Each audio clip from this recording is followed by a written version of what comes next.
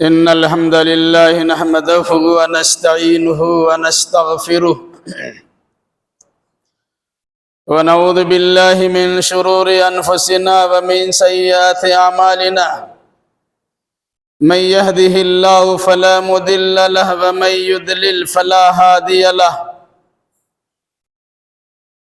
وأشهد أن لا إله إلا الله وحده لا شريك له وأشهد أن محمدًا عبده ورسوله يا أيها الذين آمنوا اتقوا الله حق تقاته ولا تموتن إلا وأنتم مسلمون يا أيها الناس اتقوا ربكم الذي خلقكم من نفس واحدة وخلق منها زوجها وبث منهما رجالا كثيرا ونساء واتقوا الله الذي تساءلون به والأرحام إن الله كان عليكم رقيبا يا أيها الذين آمنوا اتقوا الله وقولوا قولا سديدا يصلح لكم أعمالكم ويغفر لكم ذنوبكم ومن يطع الله ورسوله فقد فاز فوزا عظيما أما بعد فإن خير الحديث كتاب الله وخير الهدي هدي محمد صلى الله عليه وسلم وشر الأمور محدثاتها وكل محدثة بدعة وكل بدعة ضلالة وكل ضلالة في النار أعوذ بالله السميع العليم من الشيطان الرجيم بسم الله الرحمن الرحيم قل لا أملك لنفسي نفعا ولا ضرا إلا ما شاء الله ولو كنت أعلم الغيب لاستكثرت من الخير وما مسني السوء إن أنا إلا نذير وبشير لقوم يؤمنون سبحانك لا علم لنا إلا ما علمتنا إنك أنت العليم الحكيم رب اشرح لي صدري ويسر لي أمري واحلل عقدة من لساني يفقهوا قولي رب زدني علما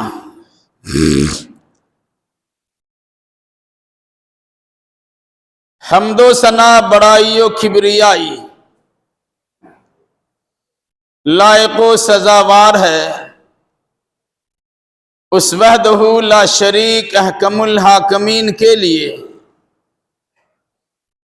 جو سارے جہان کا خالق و پروردگار ہے۔ درود و سلام نازل ہو جملہ انبیاء کرام علیہم السلام پر، خصوصاً احمد مصطفیٰ محمد مصطفیٰ صلی اللہ علیہ وسلم پر۔ اللہم صلی علی محمد وعلی آل محمد کما صلیت علی ابراہیم وعلی آل ابراہیم انکا حمید مجید۔ اللہم بارک علی محمد وعلی آل محمد کما بارکت علی ابراہیم وعلی آل ابراہیم انکا حمید مجید۔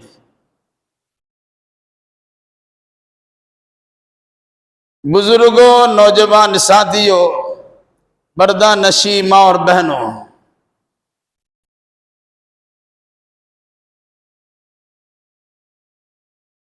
1446 ہجری کا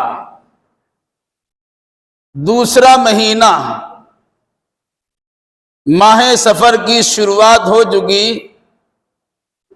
اس کا پہلا ہفتہ بھی ختم ہونے کو ہے۔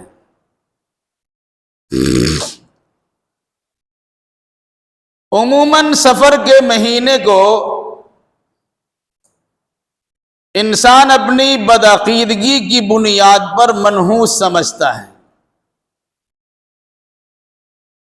اور یہ سلسلہ زمانہ جاہلیت سے چلا آ رہا ہے،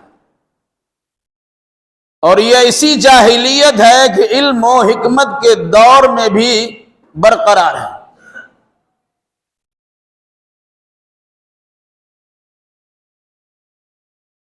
یاد رکھیے، کوئی وقت، کوئی دن، کوئی ہفتہ، کوئی مہینہ اور کوئی سال فی نفسہ ہی خراب نہیں ہوتا۔ انسان اپنے کرتوت کی بنیاد پر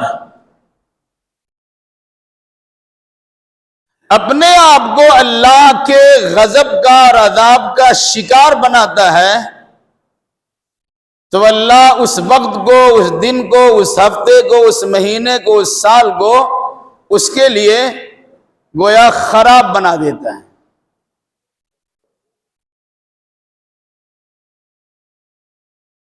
کہہ رہے دور صحیح نہیں چل رہا، آج ہمارا وقت صحیح نہیں چل رہا، ہمارا دن صحیح نہیں چل رہا ہے۔ وجہ، انسان ادھر ادھر کی وجہیں تلاش کرتا ہے اور کسی دوسرے جانب اسے ڈالنے کی کوشش کرتا ہے، لیکن قرآن و حدیث کی روشنی میں وجہ آپ خود ہیں کہ وَمَا أَصَابَكُم مِّن مُّصِيبَةٍ فَبِمَا كَسَبَتْ أَيْدِيكُمْ وَيَعْفُو عَن كَثِيرٍ۔ جو کچھ مصیبت تمہیں پہنچتی ہے، تکلیفیں لاحق ہوتی ہے، وہ تمہارے ہاتھوں کی کمائی کا بدلہ ہوا کرتا ہے۔ ویسے اللہ تعالیٰ بہت ساری خطاؤں کو یوں ہی معاف کر دیتا ہے۔ ظہر الفساد فی البر والبحر بما کسبت ایدی الناس لیذیقہم بعض الذی عملوا لعلہم یرجعون۔ خشکی میں یا تری میں، دریائی سفر ہو یا فضائی سفر ہو یا زمینی سفر ہو، کہیں بھی جو حادثہ پیش آتا ہے، جو پریشانیاں لاحق ہوتی ہیں، جو فسادات پھوٹ پڑتے ہیں، قرآن نے کہا بما کسبت ایدی الناس، یہ ہاتھوں کی، لوگوں کے ہاتھوں کی کمائی کا بدلہ ہوا کرتا ہے۔ کیوں؟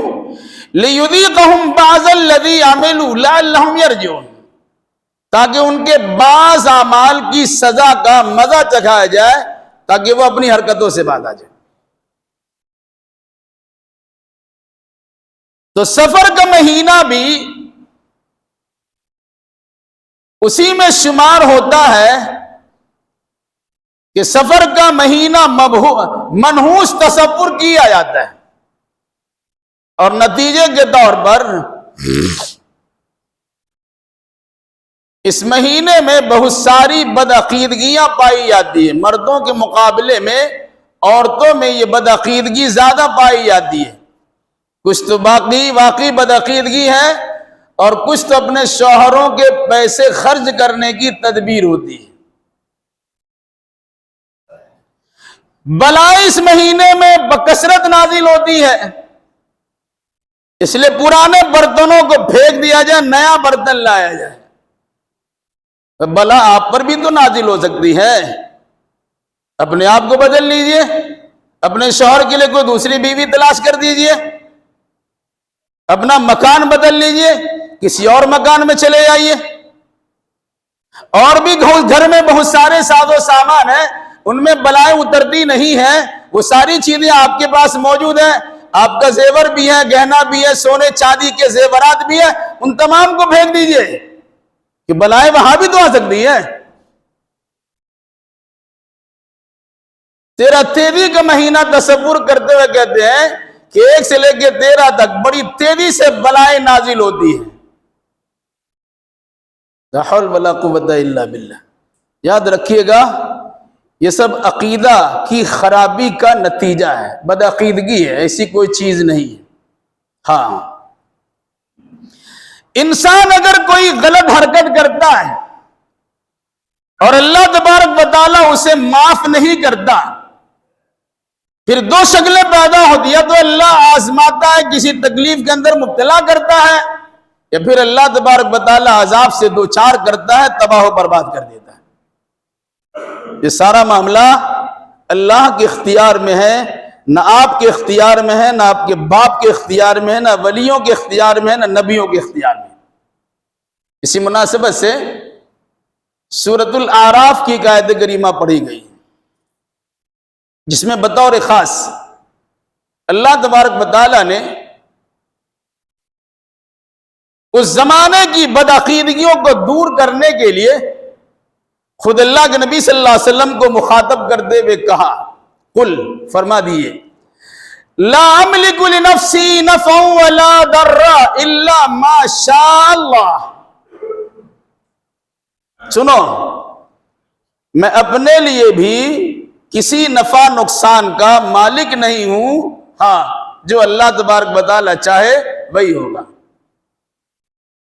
پھر فرمایا، وَلَوْ كُنْتُ عَالَمُ الْغَيْبَ لَاسْتَكْثَرْتُ مِنَ الْخَيْرِ وَمَا مَسَّنِيَ السُّوءُ۔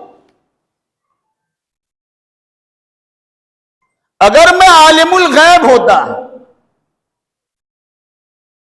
ماں قبل کی باتوں کو جانتا ہوتا، اس کے بعد کیا ہونے والا میں اسے جان سکتا، لَاسْتَكْثَرْتُ مِنَ الْخَيْرِ، تو میں بہت ساری بھلائیوں کو جمع کر لیتا، وَمَا مَسَّنِيَ السُّوءُ، اور مجھے کسی قسم کی تکلیف نہیں پہنچتی۔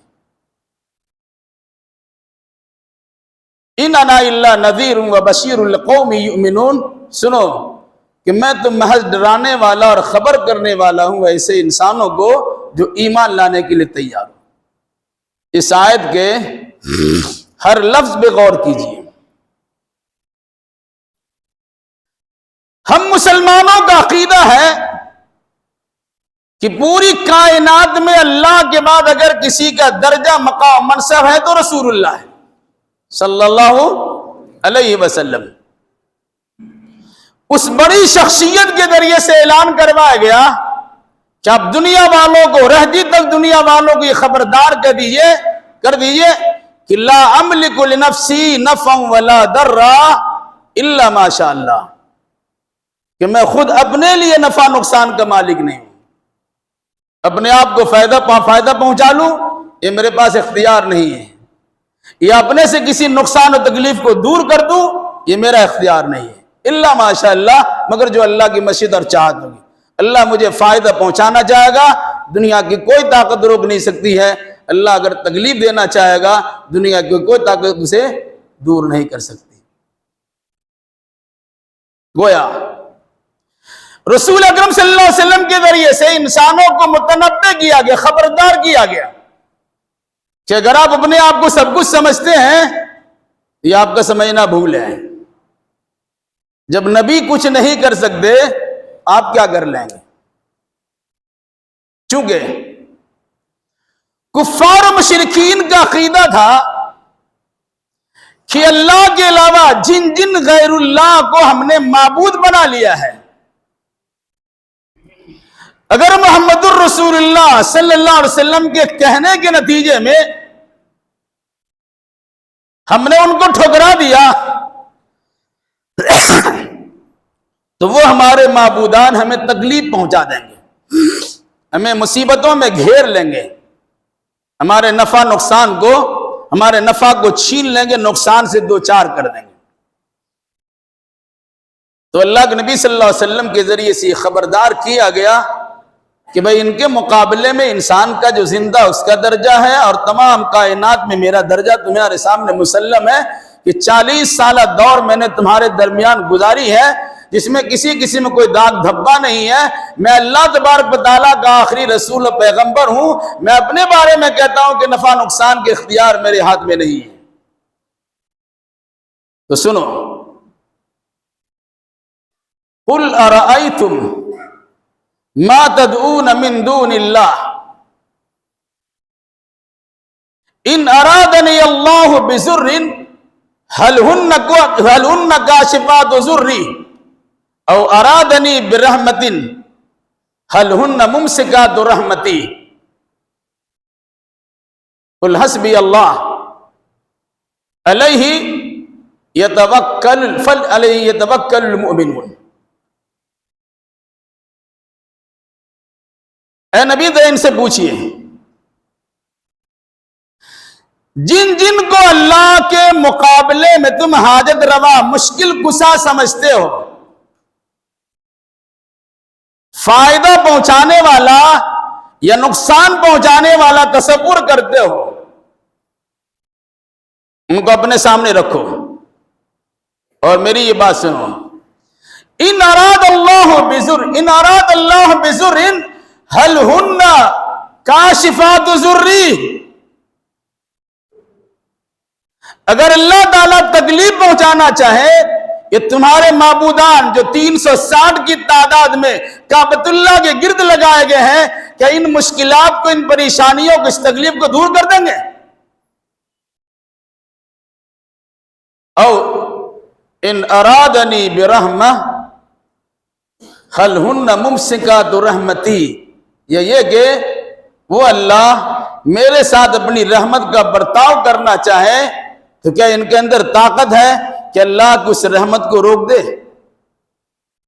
یہ سوالیہ انداز میں اللہ کے نبی صلی اللہ علیہ وسلم کے ذریعے سے کفار و مشرکین سے پوچھوایا گیا اور یہ خبردار کیا گیا، یہ طاقت و قوت کچھ نہیں رکھتے ہیں، سارا اختیار اللہ تبارک و تعالیٰ کا۔ اور خود اللہ کے نبی صلی اللہ علیہ وسلم سے کہا گیا،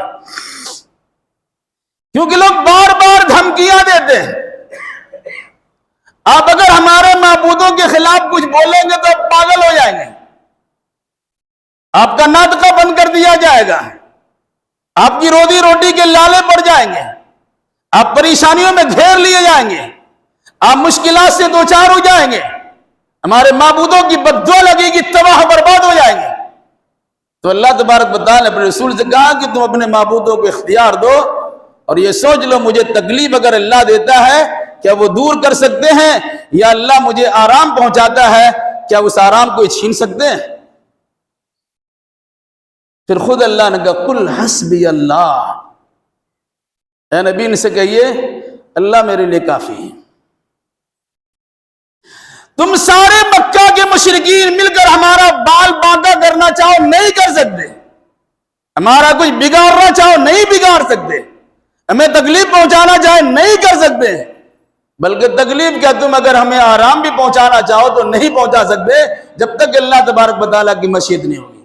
اس لیے ہم نے تم پر بھروسہ کرنے کے بجائے اللہ پہ بھروسہ کیا ہے۔ قل حسبی اللہ، کہہ دیے کہ اللہ ہمارے لیے کافی ہے۔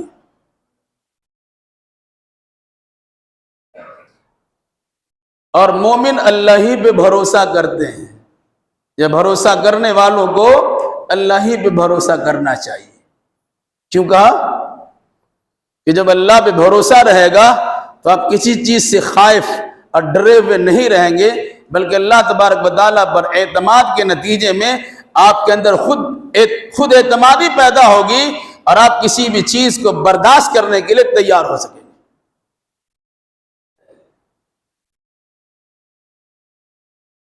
اس انداز کی بہت ساری باتیں قرآن میں ہیں۔ فرمایا قل لن یصیبنا الا ما كتب اللہ لنا، سنو ہمیں کچھ نہیں پہنچ سکتا مگر وہی پہنچے گا جو اللہ نے ہماری قسمت میں لکھ دیا ہے۔ ہماری قسمت میں اگر نفع لکھا ہے تو نفع پہنچے گا، ہماری قسمت میں نقصان لکھا ہے تو نقصان پہنچے گا۔ تو سفر کا مہینہ شروع ہوا، نقصان کا مہینہ، بے برکتی کا مہینہ، رحمت سے خالی مہینہ اور مختلف قسم کی بدعقیدگی کا مہینہ اسے لوگوں نے بنا دیا ہے، اور نتیجے کے طور پر بہت ساری احتیاطیں برتتے ہیں کہ ایسا نہ ہو کہ اس مہینے کی نحوست سے ہم دوچار ہو جائیں۔ یاد رکھیے گا اولاً تو کسی ماہ میں، کسی مہینے میں نحوست ہوتی نہیں ہے، اگر ہوگی تو آپ اس سے بچ بھی نہیں سکیں گے اگر اللہ تبارک و تعالیٰ آپ کے لیے اسے منحوس بنا ہی دے، کیونکہ سارا معاملہ اللہ کے اختیار میں۔ اس لیے یہ عقیدہ رکھنا بلی راستہ کاٹ دیا گاڑی روک دو ورنہ ایکسیڈنٹ ہو جائے گا، الو ہمارے گھر پہ ہمارے چھت پہ بیٹھا ہوا ہے، سارا باغ ہمارا، سارا چمن ہمارا برباد ہو جائے گا کہ الو ہمارے پاس بیٹھا ہوا ہے۔ بھائی انسان بڑا ہے کہ بلی یا الو؟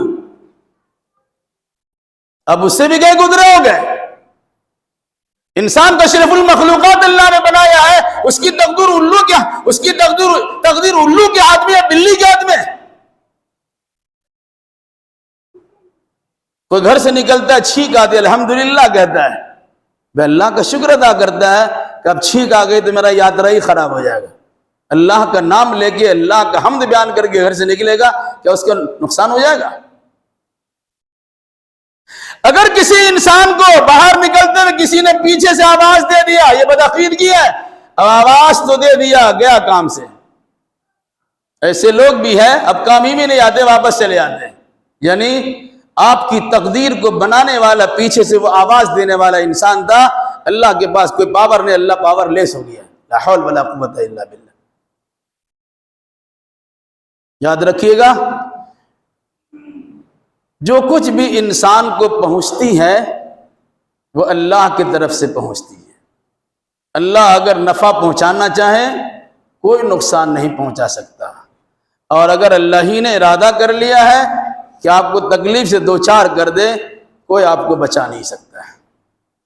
وہ چاہے انسان ہو چاہے جنات ہو، انسان میں سے اولیاء ہو یا انبیاء ہو، کچھ نہیں کر سکتے ہیں، کیونکہ اللہ تبارک و تعالیٰ کے سامنے کسی کا کچھ چلتا نہیں ہے. اور اس کا اعلان باضابطہ قرآن مجید میں جگہ جگہ پر کرا کر یہ عقیدہ راسخ کرایا گیا ہے کہ قرآن پڑھیے اور اپنے عقیدے کو مضبوط بنائیے، اللہ پہ بھروسہ رکھیے، اللہ چاہے گا وہی ہوگا. ایک حدیث یاد رکھ لیجئے، بڑی مشہور حدیث ہے. وَعَلَمْ، اللہ کے نبی صلی اللہ علیہ وسلم نے ایک صحابی کو بہت ساری نصیحتیں کی، اس میں ایک نصیحت یہ تھی،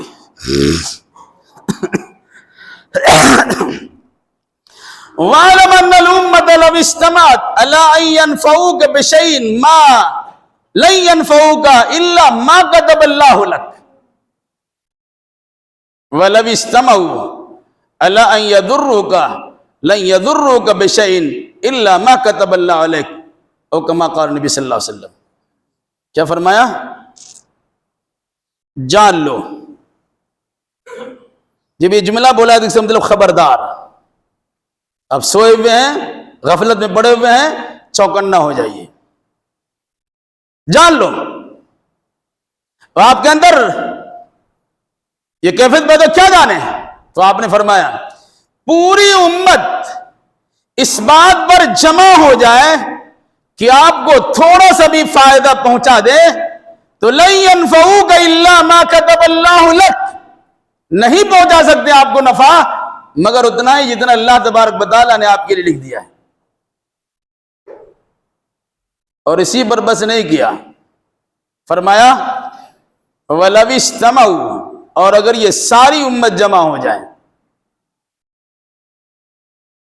اس بات پر عَلَىٰ أَن يَضُرُّوكَ بِشَيْءٍ، کہ آپ کو تھوڑا سا بھی نقصان پہنچا دیں، لَن يَضُرُّوكَ إِلَّا بِشَيْءٍ مَا كَتَبَ اللَّهُ لَكَ، تو اتنا ہی نقصان پہنچا سکیں گے پوری دنیا کے سارے لوگ جتنا اللہ تبارک و تعالیٰ کی چاہت ہوگی.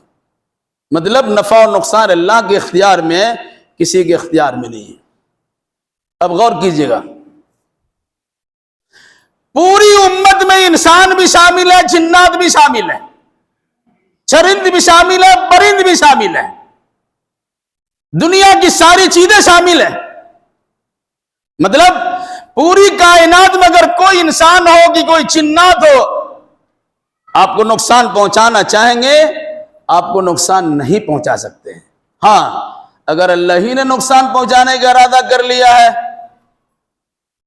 تو پھر آپ کو نقصان پہنچ جائے گا، کوئی اس کو دور بھی نہیں کر سکتا ہے. اور اگر سب مل کر آپ کو فائدہ پہنچانا چاہیں تو نہیں فائدہ پہنچا سکتے ہیں مگر اتنا ہی جتنا اللہ نے لکھ دیا ہے. اب اس پر غور کیجئے کہ سفر کا مہینہ اگر منحوس مہینہ ہے، نقصان والا مہینہ ہے، خیر و برکت والا، خیر و برکت سے دوری کا مہینہ ہے اگر ہے، اور اللہ نے آپ کے لیے خیر و برکت سے دوری کا مہینہ بنا ہی دیا ہے تو کوئی آپ کو خیر و برکت سے ہمکنار نہیں کر سکتا. اس لیے کسی وقت کو، کسی دن کو، کسی ہفتہ کو، کسی مہینے کو اور کسی سال کو منحوس اور غلط نہ سمجھیے، بلکہ عقیدہ یہ رکھیے کہ اللہ تبارک و تعالیٰ کی مشیت پر موقوف ہے، اور اللہ کسی کو یوں ہی تکلیف نہیں پہنچاتا، عذاب سے دو چار نہیں کرتا، بلکہ اللہ تبارک و تعالیٰ کے عذاب پہنچانے، تکلیف دینے کی دو صورت ہوتی ہے۔ اس سے پہلے کئی بار یہ بات آ چکی ہے، یا تو اللہ اچھے بندوں کو آزماتا ہے اور مشکلات سے دو چار کر دیتا ہے، یعنی ان کی خطاؤں کو اگر وہ گناہ گار ہوتا ہے تو اس کے ذریعے سے معاف کر دیتا ہے، اور اگر گناہ نہیں ہوتا، گناہ گار نہیں ہوتا، اس کے درجہ کو بڑھا دیتا ہے۔ ایک آزمائش کی شکل ہوتی ہے۔ اور دوسری چیز، یا تو اللہ تبارک و تعالی انسان کو اس کے کرتوت بد کا مزہ سزا کی شکل میں چکھا دیتا ہے، جس کا تذکرہ شروع کی آیتوں میں کیا گیا، ما اصابکم من مصیبت فبما کسبت ایدیکم، جو کچھ مصیبت آپ کو پہنچتی ہے وہ آپ کے ہاتھوں کی کمائی ہوتی ہے، جو آپ نے کیا ہے اس کا بدلہ ملتا ہے۔ کیسے؟ ایک انسان اگر سانپ کے بل میں ہاتھ دیتا ہے اور اندر سے سانپ ڈس لیتا ہے، اس میں کس کا قصور ہے؟ آپ کا قصور ہے، آپ نے ڈالا کیوں؟ اگر کوئی انسان تیرنا نہیں آتا، سمندر میں چھلانگ لگاتا ہے، ڈوب جاتا ہے، کس کا قصور ہے؟ وہ آپ کا قصور ہے۔ اگر کوئی انسان آگ پہ دوڑتا ہے، شعلوں میں گزرتا ہے اور وہ جل کے خاکستر ہو جاتا ہے، کس کا قصور ہے؟ آپ کا قصور ہے۔ جبکہ اگر اللہ تبارک و تعالیٰ کی مشیت ہوگی تو اللہ آپ کی گردن پر چلنے والے چھری سے آپ کا رواں تک نہ کٹنے دے، جیسے اسماعیل علیہ السلام کی گردن پہ چھری چلی اور رواں تک کٹ نہیں سکا۔ اگر اللہ تبارک و تعالیٰ آپ کو بچانا چاہے تو نار نمرود میں ابراہیم علیہ السلام کو بچا لیا، اور نار نمرود کے ابراہیم علیہ السلام کے لیے گل و گلزار بنا دیا۔ آج بھی مختلف قسم کی بھٹیوں میں ڈالا کر گیا آپ کو، اور اللہ تبارک و تعالیٰ کی مشیت ہوئی، اللہ آپ کو وہاں سے نکال لے گا۔ پانی جس پر ساری زندہ چیزوں کی زندگی موقوف ہے، وقت کا فرعون معمولی پانی میں ڈوب جاتا ہے پورے لاؤ لشکر کے ساتھ۔ موسیٰ علیہ السلام کے زمانے کا واقعہ آپ کو معلوم ہے، کیا مطلب؟ اس کی حکومت و طاقت کارگر ثابت نہ ہو سکی۔ خود موسیٰ علیہ السلام جیسا چلالی پیغمبر اپنے ساتھیوں کو لیے دریا کنارے کھڑے حیران و پریشان، اللہ تبارک و تعالیٰ سے گہار لگا رہے، بھیک مانگ رہے، لائی اب کیا ہوگا، پیچھے دشمن ہے اور سامنے سمندر ہے، جائے تو کدھر جائے؟ اللہ کو حکم ہوا لاٹھی مارو، راستہ مل جائے گا۔ ایک لاٹھی سے سمندر کا سینہ شق ہوتا ہے، اور کتودی العظیم پہاڑ کی طرح کچھ حصہ ادھر کھڑا ہو جاتا، کچھ حصہ ادھر کھڑا ہو جاتا، اور پورے بنی اسرائیل پار کر جاتے ہیں۔ اور پھر اسی حصے خشک میں فرعون اور فرعونی داخل ہوتے ہیں، حکم ملتا ہے مل جا، سب اسی میں غرقاب ہو جاتے ہیں۔ کیا پتا چلا؟ عقیدہ مضبوط رکھیے، اللہ پہ بھروسہ رکھیے، اللہ چاہے گا بچانا، کوئی آپ کا نقصان نہیں پہنچا سکے گا۔ اللہ اگر اپنی مدد کو روک لے، کوئی آپ کو مدد نہیں کر سکے گا۔ اللہ سے دعا کیجئے اللہ ہمیں اور آپ کو اور جملہ مسلمانوں کو اپنے عقیدے کی اصلاح کی توفیق مرحمت فرمائے۔ الہی جو ہمیں بیمار انہیں شفا کامل و عاجل عطا فرما دے، جو مقروض ہیں انہیں قرض ادا کرنے کی سہولیات فراہم کر دے، جو ماخوذ و گرفتار ان کے لیے رہائی کے اسباب پیدا کر دے، جو دینی دنیاوی اعتبار سے پریشان حال ہے الہی ان کی جملہ پریشانیوں کو دور فرما دے۔ جن جن لوگوں نے دعا کی درخواست کے العالمین تو اپنے فضل و کرم سے ان کے جائز مراد کو پوری فرما دے، اور ان کے مریضوں کو شفا کلی عطا فرما دے۔